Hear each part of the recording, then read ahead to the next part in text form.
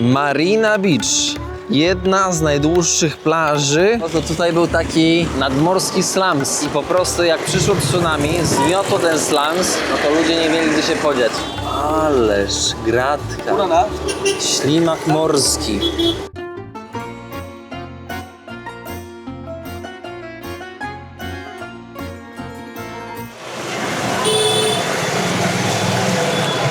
Dzień wstaje. To nasz ostatni dzień w Chennai i zostaliśmy zmuszeni przez pogodę na to, żeby wyjść z rana i ten materiał właśnie nakręcić z rana. Witamy Państwa z Haneczką z kanału Studio Rozmów, która mnie przed chwilką uratowała właśnie. Moi drodzy, jest to ostatni odcinek z tej serii i będziemy ruszać do nowego kraju.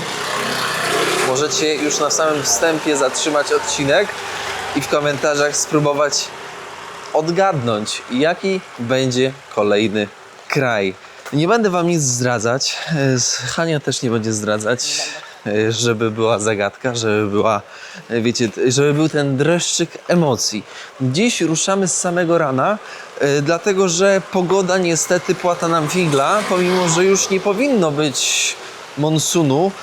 Ten okres monsunowy powinien już się zakończyć definitywnie, a niestety te opady są obfite na tyle, że na przykład o godzinie 12, bo mamy 7:40, to o 12 już będzie tak lało, że będzie to niemożliwe w ogóle do chodzenia, zwiedzania. Zapraszamy, zostawcie łapeczkę, komentarz i podajcie odcinek dalej. A tutaj jak już pada, no to pada. Zupełnie inne doświadczenie Indii. Spokojne, ciche. Myślę, że wszystko się powinno zmienić w przeciągu nadchodzącej godziny. Ludzie się wyłonią z tych swoich, że tak powiem, norek. Chłopaki w sukienkach, jajca wietrzą.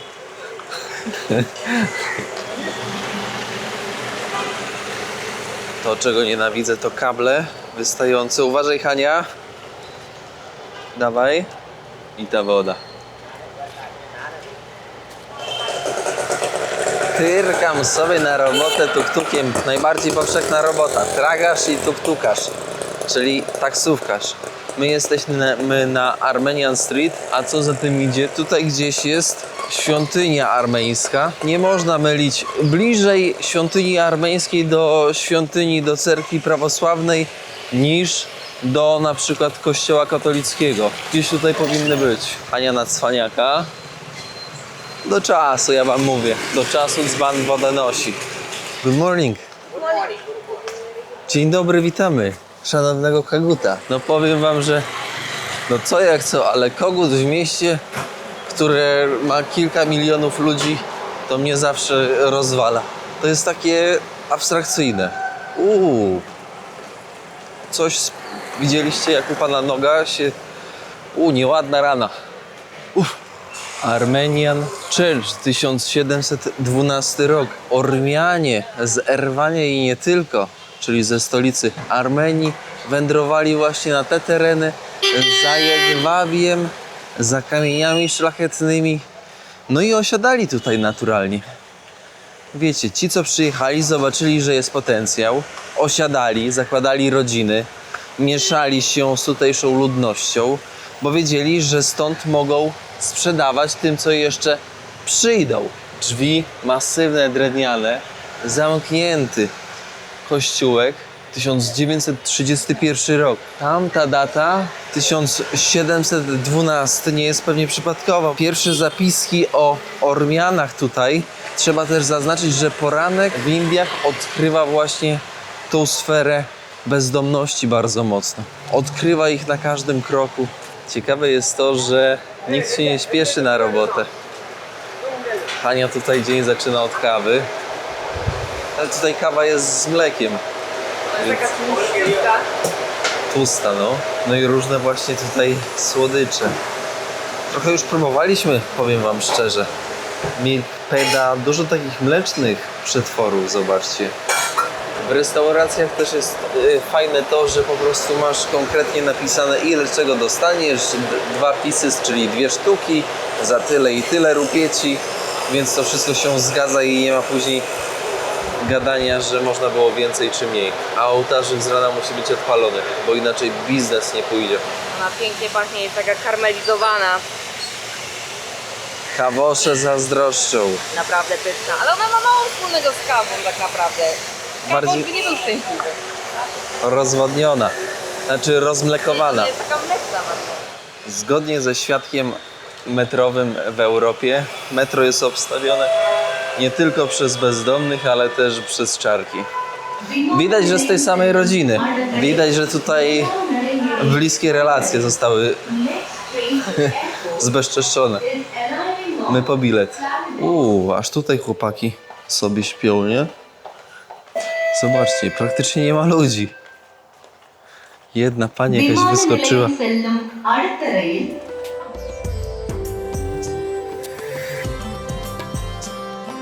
Fajne przy windach jest to, że można zamówić sobie windę butem.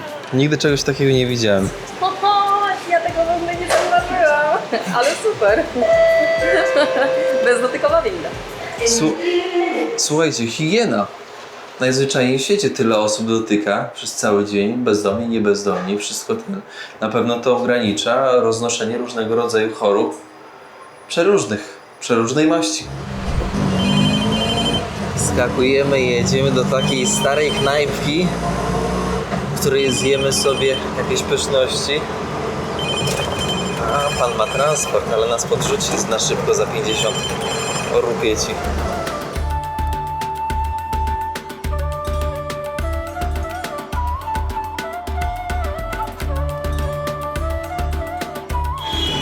Tutaj nawet się nie boję, że ktoś mi gwizdnie kamerę. W Afryce obstrany 15 razy.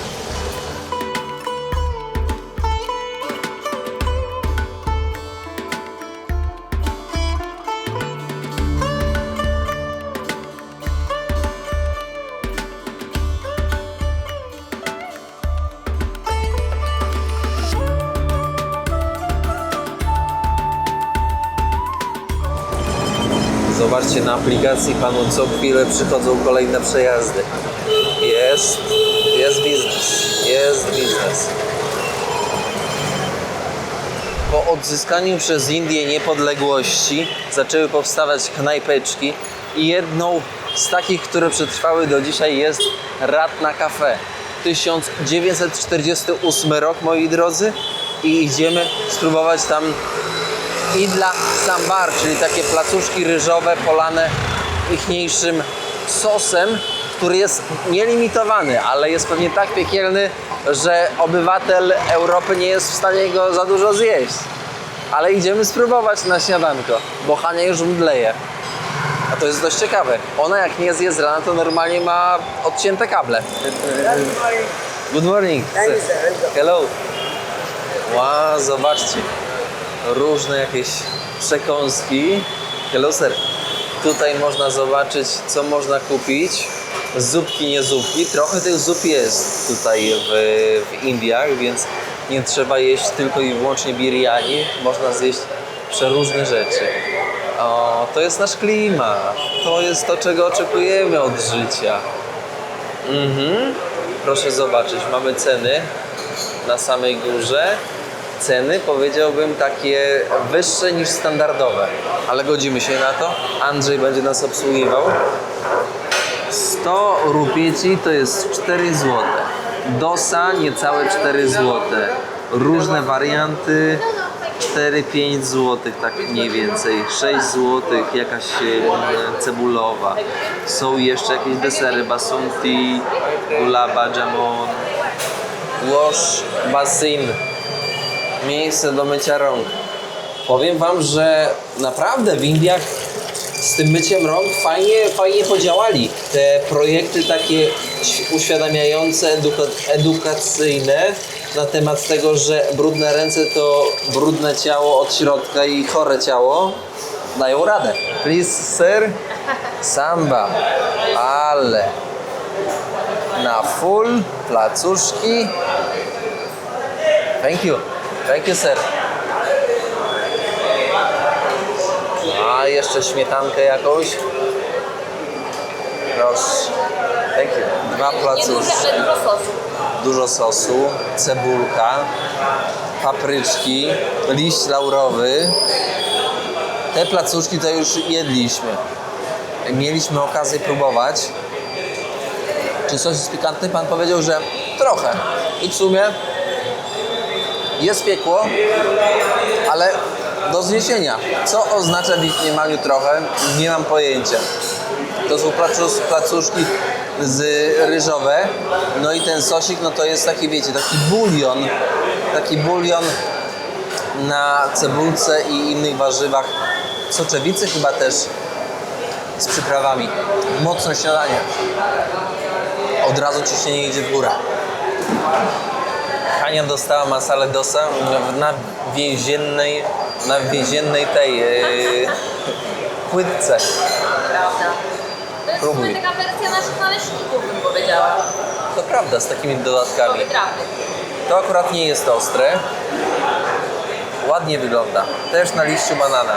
Jako złodziej jedzenia podkradam. Fajne. I to jest szybkie. Nie zamówisz, dosłownie mija 2-3 minuty, już jest podane. Mistrzostwo.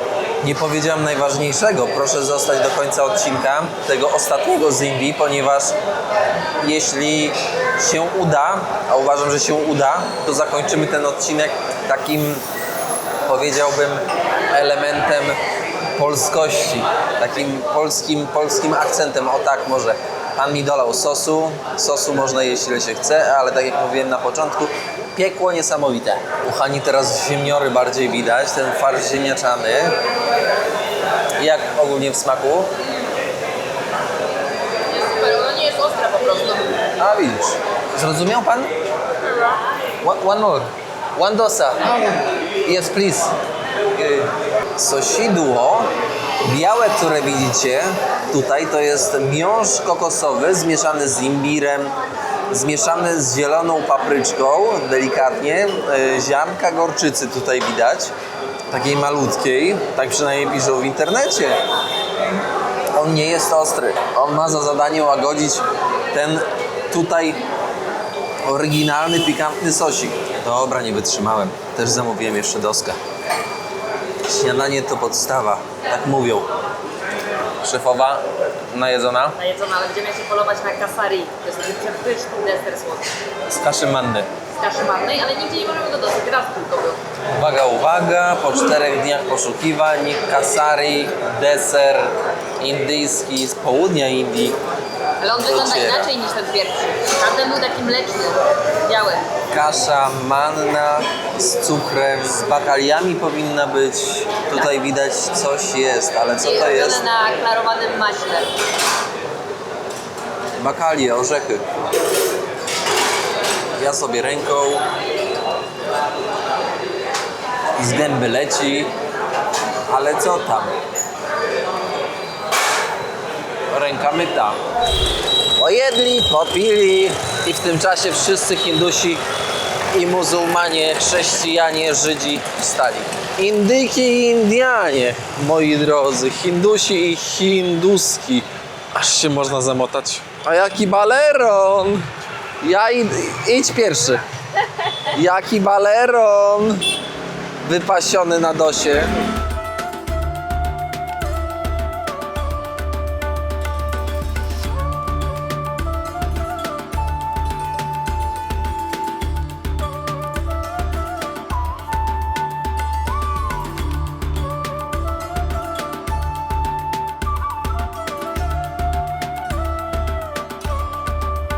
Jesteśmy na jednej z najstarszych dzielnic w mieście. Nazywa się Triplicana i tutaj praktycznie jak idziemy na strzał teraz, to wyjdziemy na plaży, na Marina Beach, czyli dzisiejszy cel naszej wędrówki tutaj w Chennai. Słyszycie, jaki mam nos zatkany? Albo ja chory, albo nos zatkany jakoś nie wiadomo dlaczego, albo nie wiem co. Wy mi powiedzcie, czy one mnie już prześladują? Już nawet kierowcy tuk-tuków to psy. To jest jakaś czarkomania. A tutaj to co, koty są? Schiza jakaś, ty. Tutaj sprzedają cegły. Jak one się nauczyły liczyć, ty.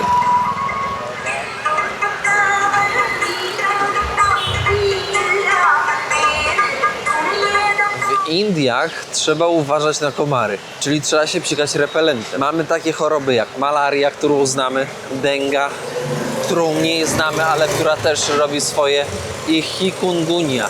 To też przenoszona przez komary, moi drodzy. I ostatnio był właśnie alert tutaj w Chennai, że chikungunya niestety po deszczach zbiera swoje żniwo, więc trzeba używać repelentu. Czy my użyliśmy dzisiaj? Oczywiście, że nie. Ty, jak teraz przejść? Policja nam pomaga. O, A przed nami złoty pomnik Kanagi na Marina Beach tutaj, na który zaraz wejdziemy, i upamiętnia legendarną bohaterkę tamilskiego eposu, która według podań spaliła miasto Madurai ze względu na to, że jej mąż został nieuczciwie skazany na śmierć. Dużo w Indiach jest właśnie takich legend, eposów, które opowiadają o historii i o bohaterach tworzących dane miejsca, miasta, wsie. Marina Beach, jak wchodzimy? Tędy wchodzimy. Zobaczcie, jest poranek, więc jest tutaj bardzo spokojnie. Zobaczcie, ile tych takich, tych stoi z jedzeniem. O kurczę. Nie wołaj kolegów. Marina Beach. Jedna z najdłuższych plaży, to trzeba, moi drodzy, skonkretyzować, w obrębie jednego miasta. Plaży, która jest piaszczysta, plaży użytecznej dla obywatela, plaży przyjemnej, plaży szerokiej. W niektórych miejscach od wody do drogi jest nawet pół kilometra, a to robi wrażenie, taka szeroka. No i zobaczcie, bardzo ciekawie zagospodarowana.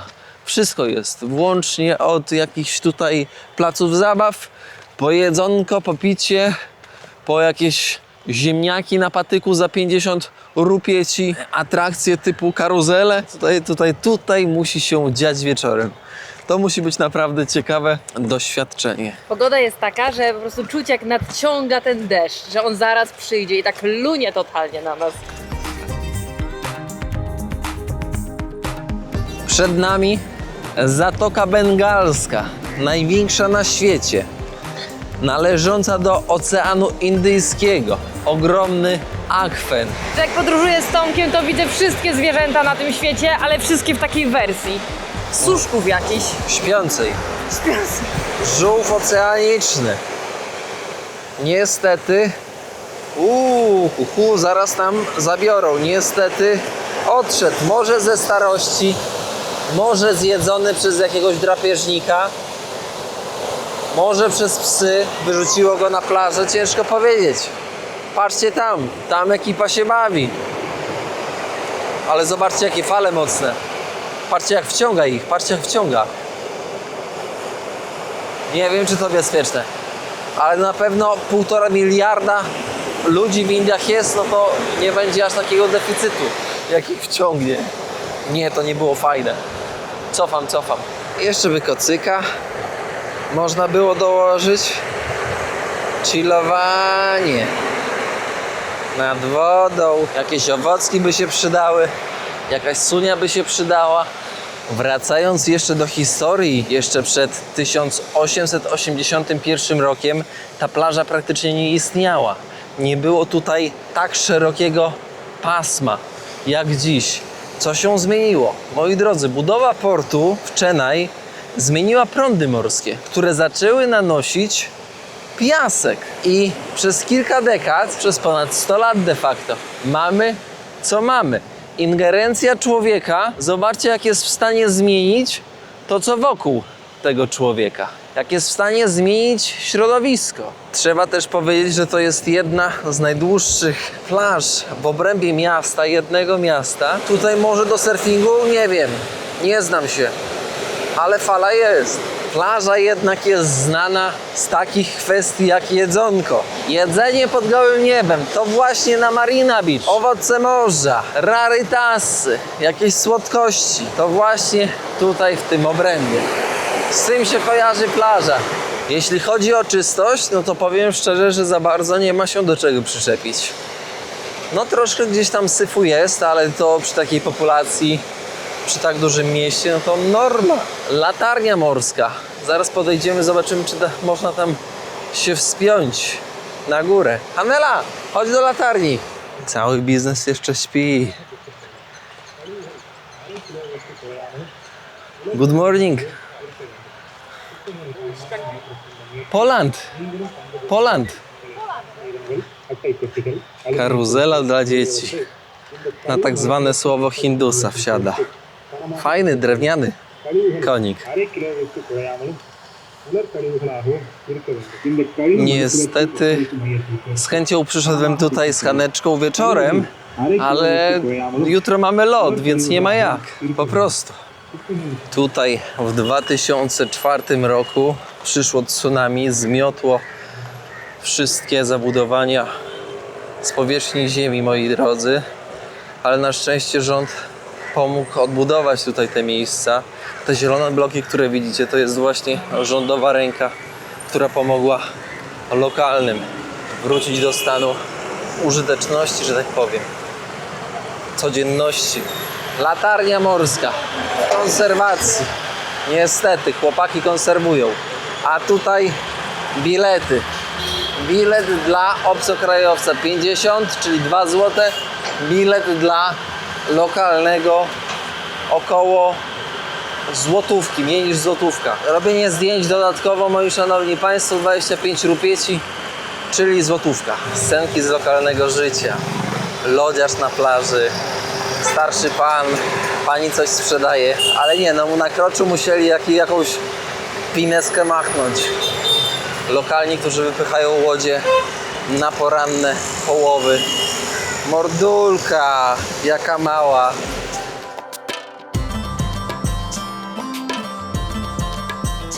Na moje kierownicze oko to tutaj był taki nadmorski slums.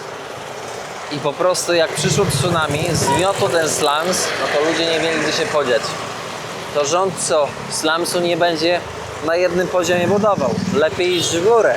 Tanio i w górę. No i tak też wyszło osiedle. A tutaj obok plaży Fish Market, targ rybny. Przeróżne rodzaje ryb. Flądry. Kraby, krabiki. Powiem wam, że osiedle naprawdę takie obskurne tutaj. Chyba najgorzej wyglądające. Zobaczcie, jakie kolory tych krabów.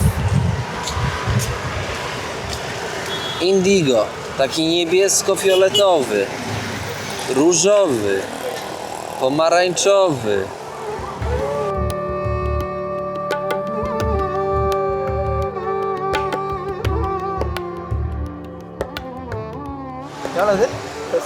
Proszę państwa, znacie ze sklepu wędzoną. Tak wygląda wędzona. Tak wygląda, moi drodzy, wędzona makrela. Makrela hiszpańska. Najprawdopodobniej. Najbardziej popularna z ryb, które znamy. Zobacz, ty. Mały rekin sobie.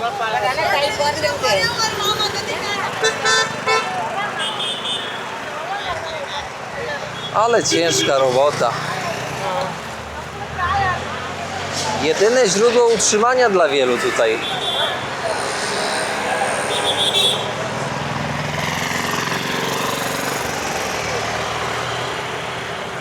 Zobaczcie, jakie zęby. Ta ryba to drapieżnik, ta ryba to barakuda. Oceaniczny postrach, zwłaszcza takich rybek. Ależ gratka. Ślimak morski. Proszę zobaczyć. Mięsisty. Trzeba umieć przygotować takiego.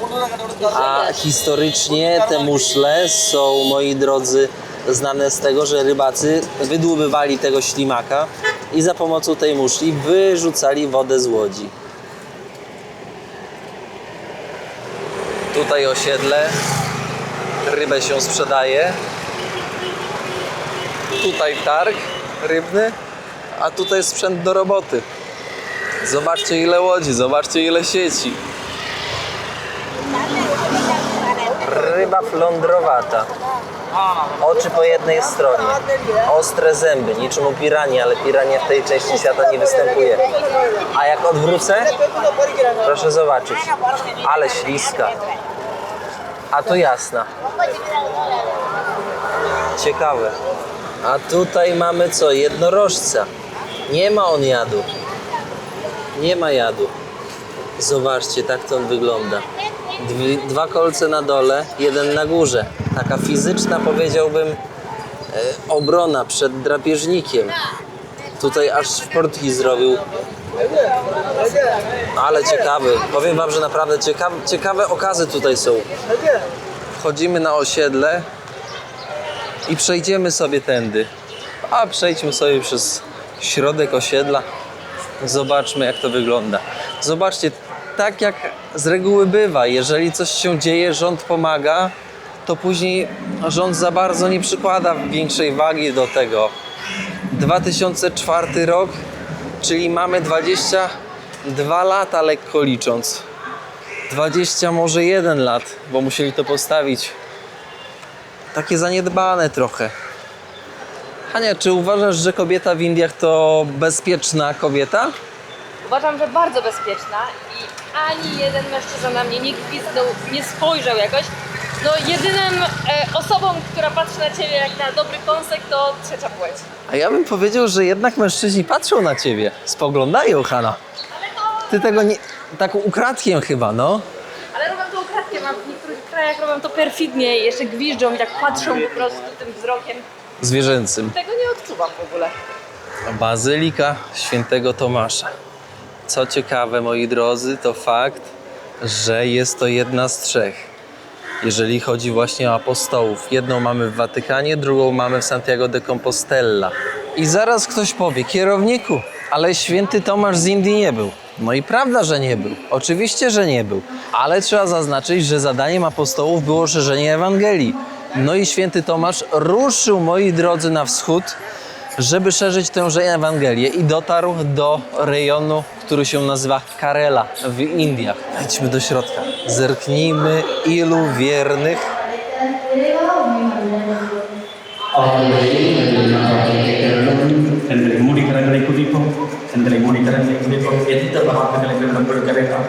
நீங்களும் நாம் நின்று கொண்டிருக்கின்ற இடம்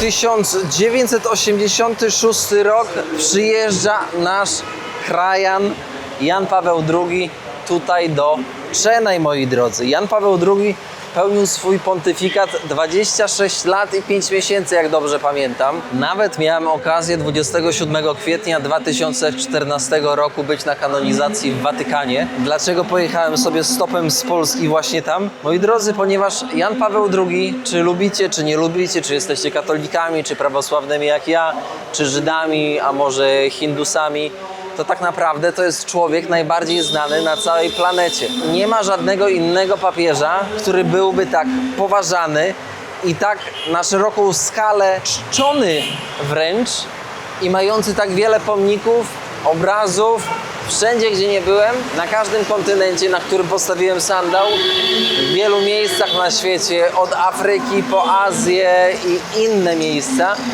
tam był Jan Paweł II. Zobaczcie, jak nasz Polak ukorzenił się w tym świadku chrześcijańskim na całym globie. Szanowni Państwo, bardzo dziękujemy za serię z... skąd? Z Indii, z Chennai. I ogólnie z Indii, ponieważ kończymy całą serię. Bardzo dziękuję, Hania, za wspólną eksplorację Indii i bardzo Wam dziękuję za wszystkie reakcje, łapeczki, komentarze. Pamiętajcie, żeby i ten odcinek podać dalej. Uwaga, uwaga, bo tutaj sprzęt nagrywający, nie ma problemu. Nie, wszystko w porządku, taka mała kamerka. No, wszystko dobrze. Słuchajcie, perturbacje w podróży są nieodzowne. Pamiętajcie, żeby oglądać odcinki po kolei, a w tym momencie zapraszamy Was wspólnie, ponieważ wspólnie jedziemy do kolejnego kraju, którego jeszcze Wam nie zdradzamy. Bądźcie czujni, moi drodzy, ponieważ już na dniach będzie kolejny odcinek i zacznie się nowa seria. Pamiętajcie, żeby odwiedzić Hani studio rozmów na YouTubie i co? I żeby u mnie też dobrze się rozgościć na innych seriach, na przykład z Mali, na przykład z Burkina Faso, na przykład z Hondurasu, na przykład z Sudanu, na przykład z Algierii. Tam Podlasia, też byłam. z Algierii i Tunezji. W Tunezji Hania nie była. Albo z Podlasia po prostu. Aż się zaplułem. Wszystkiego dobrego, pozdrawiamy serdecznie z Indii, a już niebawem z innego kraju. Czołem! Dzięki, pa! आँखों आँखों में पेच लड़ जाए रफ्तार दिल की तेजी से बढ़ जाए तेरे घर का पता मुझसे ढूंढा न जाए कहूँ सच सुन